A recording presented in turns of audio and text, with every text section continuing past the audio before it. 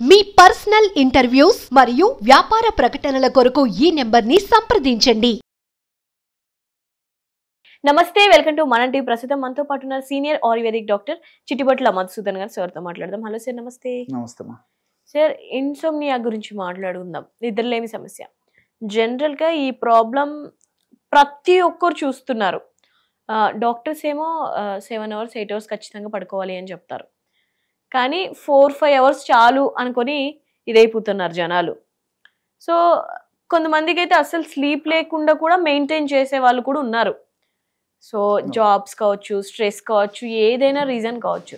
So మంచిగా పడుకోవాలి, మంచి నిద్ర రావాలి అంటే ఏం చేయాలి అంటారు? అలాగే మీరిచ్చే చిట్కాలు ఏంటి ఆయుర్వేదంలో? ఓకేమా, యాక్చువల్గా నిద్ర ఎన్ని గంటలు నిద్రపోయారనేది ఒకటి కొంతవరకు వాస్తవమే, కానీ క్వాలిటీ ఆఫ్ స్లీప్ ముఖ్యమమ్మా. అంటే నిద్రపోయినంతసేపు ఎలాంటి క్వాలిటీలో నిద్రపోయాడనేది ప్రధానమ్మా. సర్వసాధారణంగా చిన్నపిల్లల్లో వాళ్ళ దేహతత్వాన్ని బట్టి, వాళ్ళ యొక్క శారీరక పరిస్థితిని బట్టి చిన్నపిల్లలు నిద్ర ఎక్కువ పోతుంటారు. వయస్సు వచ్చే కొద్దీ నిద్రపోయేటువంటి సమయం తగ్గిపోతుందమ్మా. అది కూడా వాళ్ళకి సరిపోతుంది. యాక్చువల్లీ యూజువల్గా పెద్దవాళ్ళకైతే 6 to 8 hours నిద్ర సరిపోతుందని చెప్పేసి పరిశోధన ద్వారా తెలుస్తుంది. జనరల్గా అదే సరిపోతుంది. మీరంట్లో కొంతమందికి కొన్ని గంటల సేపు నిద్రపోయినా యాక్టివ్గా ఉంటారు. కొంతమంది మాత్రము ఈవెన్ 10 hours పడుకున్నా నిద్రపోవాలనిపిస్తుంది. సో క్వాలిటీ ఆఫ్ స్లీప్ ముఖ్యమా. ఏది ఏమైనప్పటికీ మరి క్వాలిటీ ఆఫ్ స్లీప్ ఎప్పుడైతే వాళ్ళు పొందగలరో అప్పుడు మంచి ఆరోగ్యవంతమైనటువంటి జీవితాన్ని గడపడానికి అవకాశం ఉందన్నమాట. అంటే దైనందిన జీవితంలో వాళ్ళు చేసేటువంటి పనులకు ఎలాంటి ఒడిదుడుకులు లేకుండా చాలా యాక్టివ్గా చేసేటువంటి పరిస్థితి ఏర్పడుతుంది. దీనికి నేను గత కొన్ని ప్రోగ్రామ్స్లో కూడా మంచి మంచి టిప్స్ చెప్పడం కూడా జరిగిందమ్మా. సో ఇప్పుడు మరొక ఈజీగా తయారు చేసుకున్నటువంటి టిప్ చెప్తానమ్మా. దీనివల్ల అన్నీ మనకి సైడ్ బెనిఫిట్స్ ఉంటాయి, ఎలాంటి సైడ్ ఎఫెక్ట్స్ ఉండవు. అందరికీ అందుబాటులో ఉండేటువంటి కామన్ ఈ ఆహార ఔషధాలు అని చెప్పుకోవచ్చమ్మా. అలాగే తయారు చేసుకోవడం ఈజీ, వాడుకోవడం ఈజీ, రిజల్ట్స్ కూడా బాగా ఈజీగా వచ్చేటువంటి పరిస్థితి ఏర్పడుతుందమ్మా. ఎక్కువ రోజులు వాడినప్పటికీ ఎలాంటి హామ్ ఉండదమ్మా. That is the speciality of all these medicines. So ఆ మెడిసిన్ ఎలా ప్రిపేర్ చేసుకోవాలంటే ఆక్రోట్ పప్పు ఒక 25 grams తీసుకోవాలమ్మా. ఆక్రోట్ డ్రై నట్స్ చాలా మంది వాడుతున్నారు, మార్కెట్లో దొరుకుతుందమ్మా. సో ఆక్రోట్ పప్పు మెత్తగా పిండిలాగా చేసేసి దంచేసేసి కానీ ఏదో ఒక రూపంలో పౌడర్ లాగా చేసేసుకొని 25 grams. అలాగే బాదం పప్పు ఒక 25 grams. అట్లే సరస్వతాకు మీరు వినే ఉంటారమ్మా. సరస్వతాకు పొడి మార్కెట్లో దొరుకుతుంది. అది తర్వాత వచ అని చెప్పేసి కూడా చిన్నపిల్లలకి వచ గంధం తీసేసి వాళ్ళకి మాటలు బాగా వచ్చేదానికి, తర్వాత ఈ శ్వాసకోశ రెస్పిరేటరీ ప్రాబ్లమ్స్ రాకుండా ఉండేదానికి, యాక్టివ్గా ఉండేదానికి, జ్ఞాపక శక్తి బాగుండేదానికి పిల్లలకి వేసేవాళ్ళమ్మా. వజ ఉగ్గు అని చెప్పేసి పిల్లలు పూర్వకాలం వేసేవాళ్ళమ్మా. సో దానివల్ల కూడా సహజమైనటువంటి న్యాచురల్ స్లీప్ బాగా వచ్చేస్తుంది. సో వచ్చే ఒకటి, తర్వాత జటామాంసి అని చెప్పేసి అదొక మూలికమ్మా. సో దాని పౌడర్ కూడా మనకు మార్కెట్ లో దొరుకుతుంది. అది ఒక 25 grams. అశ్వగంధ పౌడర్ ఒక 25 grams. మళ్ళీ టోటల్ గా ఒక 6 చెప్తాను చూడమ్మా. సో ఆక్రోట్ పప్పు, బాదం పప్పు, సరస్వతాకు పొడి, వచ పొడి, జటామాంసి పొడి, అశ్వగంధ పొడి. సో ఈ 6 ఈచ్ ఒక 25 grams తీసుకోవాలమ్మా. అన్ని బాగా కలిపేసి ఒక గాజు సీసాలో నిల్వ ఉంచుకొని రోజు ఉదయం ఆహారానికి ఒక అరగంట ముందమ్మా. అట్లే రాత్రి పడుకునేటప్పుడు మళ్ళీ ఒక్కసారి తీసుకోవాలమ్మా. జస్ట్ ఒక 1/2 teaspoon పౌడర్, తగినంత తేనెతో కలిపేసి నాక్కునేసేసి నీళ్లు తాగొచ్చు, లేకపోతే పాలు తాగొచ్చు, ఎలాగైనా పర్లేదమ్మా. సో ఏదైనా తేనె వాడకూడనటువంటి వాళ్ళు ఎవరైనా ఉంటే ఆ పౌడర్ని అలాగే తీసుకొని నీళ్ళు తాగొచ్చు, లేకపోతే కాస్త మిల్క్ తాగినా సరిపోతుంది. మిల్క్లో కలుపుకొని కూడా తీసుకోవచ్చమ్మా, ప్రాబ్లం అయితే ఉండదు. ఇన్ జనరల్గా 2.5 grams మార్నింగ్, అంటే 1/2 teaspoon morning, 1/2 teaspoon night, per day ఒక 5 grams తీసుకుంటే సరిపోతుందమ్మా. సో ఈ మెడిసిన్ యొక్క ప్రత్యేకత ఏంటంటమ్మా, ఏదో మిగతా నిద్ర మాత్రలాగా, లేకపోతే ఈ స్లీపింగ్ పిల్స్ లాగా, మూడ్ ఎలివేటర్స్ లాగా, ఇంజెక్షన్స్ లాగా దీని యాక్షన్ ఉండదమ్మా.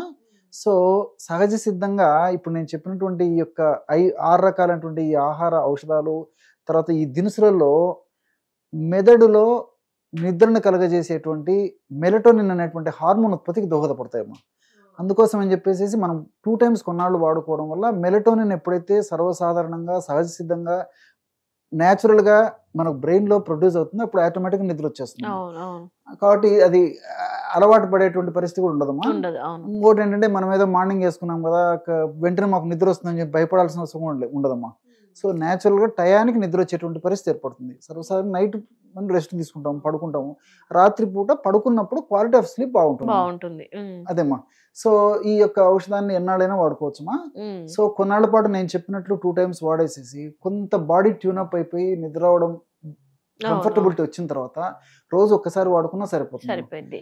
ఎందులో తీసుకోవాలంటారు? పాలు, నీళ్లు? పాలతో తీసుకోవచ్చు, నీళ్ళతో తీసుకోవచ్చు, తేనెతో తీసుకోవచ్చు. డయాబెటిక్ పేషెంట్స్ తేనె ఇలాంటివి వాడకూడదు కాబట్టి నీళ్లు కానీ పాలతో కానీ తీసుకోవచ్చు. సో ఎలాగ తీసుకున్నా రిజల్ట్స్ మాత్రం చాలా బాగుంటాయమ్మా. బట్ ఇంకోటి ఏంటంటే కొన్ని జాగ్రత్తలు కూడా తీసుకోవాలమ్మా. ఇంకోటి ఏంటంటే రాత్రిపూట టయానికి నిద్రపోవడం అలవాటు చేసుకోవాలి. సో ఈ హర్రీ వర్రీ ఈ టెన్షన్ లైఫ్ లో మనకు టయానికి నిద్రపోయేటువంటి ప్రాక్టీస్ తప్పిపోతుంది. సో అలా కాకుండా ఈ బిజీ లైఫ్ షెడ్యూల్లో టయానికి నిద్రపోవడం కూడా అలవాటు చేసుకోవాలమ్మా. సో టయానికి ఎప్పుడైతే మనం పడుకుంటామో అప్పుడు కొన్నాళ్ల పాటు ఆ విధంగా మనం బాడీని ట్యూనప్ చేసి అలవాటు చేయడం వల్ల న్యాచురల్ గానే మనకు నిద్ర వచ్చేటువంటి పరిస్థితి ఏర్పడుతుంది. సో మార్నింగ్ కూడా టయానికి నిద్ర వచ్చేది అలవాటు చేసుకోవాలమ్మా. సో ఇదొకటి. రెండోది ఏమంటే మనం నిద్రపోయేటప్పుడు కూడా ప్రశాంతమైన వాతావరణం ఉండేటువంటి పరిస్థితి ఉండాలమ్మా. తర్వాత శయన గదిలో డిస్టర్బెన్సెస్ ఉండకూడదు, తర్వాత ఎక్కువ లైటింగ్ ఉండకూడదు, తర్వాత ఒకే శయన గదిలో నిద్రపోవడం అలవాటు చేసుకోవాలి. ఇలాంటి చిన్న జాగ్రత్తలు తీసుకోవాలమ్మా. తర్వాత ఈవినింగ్ కూడా ఎస్పెషల్లీ డిన్నర్ టైంలో కూడా అర్లీగా తేలికపాటి ఆహారం తీసుకోవాలి. న్యాచురల్ ఫుడ్ అంటే డ్రై నట్స్, డ్రై ఫ్రూట్స్, తర్వాత ఈ సీజనల్ ఫ్రూట్స్, వెజిటబుల్స్ ఇలాంటి వాటినే ఎక్కువ ప్రిఫర్ చేయడం మంచిది. తర్వాత లైట్ గా ఉన్నటువంటి ఆహారం తీసుకోవాలి. తర్వాత అర్లీగా తీసుకోవాలమ్మా. ప్రతిరోజు ఆల్మోస్ట్ ఒక 7కి మనం ఆహారాన్ని పూర్తి చేసేసి మౌత్ లాకమ్మా, నెక్స్ట్ ఎవరు టచ్ చేయకూడదమ్మా.